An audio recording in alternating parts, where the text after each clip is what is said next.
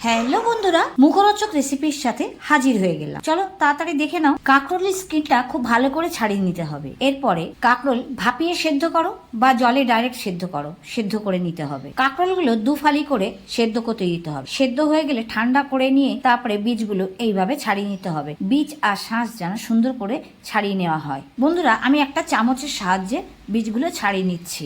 বীজ সুন্দরভাবে ছাড়িয়ে নিয়ে এবার একটা পেস্ট তৈরি করতে হবে। নারকেল, পোস্ত, সর্ষে, কাঁচা লঙ্কা, কাঁকরোলের শাঁস, নুন আর পরিমাণ মতো চিনি দিয়ে পেস্ট তৈরি করে নিতে হবে। এইবারে কাঁকরোলের মধ্যে ওই পেস্ট খুব ভালো করে ভর্তি করে নিতে হবে। বন্ধুরা, আমার রেসিপি তোমাদের কেমন লাগছে কমেন্টের মাধ্যমে জানাতে ভুলো না।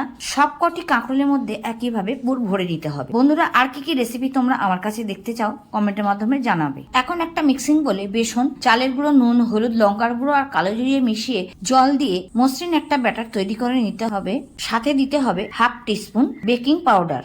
ব্যাটার খুব বেশি পাতলা করা যাবে না, একটু ঘন করতে হবে। ব্যাটারের মধ্যে মিশিয়ে নিতে হবে গরম তেল 1 টিস্পুন মতো। তার ফলে পকোড়াগুলো খুবই ক্রিস্পি হবে। এইবারে পুর ভরা কাঁকরোল ব্যাটারে ডিপ করে তেলে ভেজে নিতে হবে। এই সময় আঁচটা কিন্তু মিডিয়ামে থাকবে। কিছুক্ষণ সময় ধরে উল্টিয়ে পাল্টিয়ে ভালো করে বড়াগুলো ভেজে নিতে হবে। আমার চ্যানেলে নতুন বন্ধু হয়ে থাকলে চ্যানেলটিকে সাবস্ক্রাইব করার অনুরোধ রইল। প্রথম পাতে গরম ভাতের সাথে পরিবেশন করুন কাঁকরোলের পকোড়া। রেসিপিটা কেমন লাগলো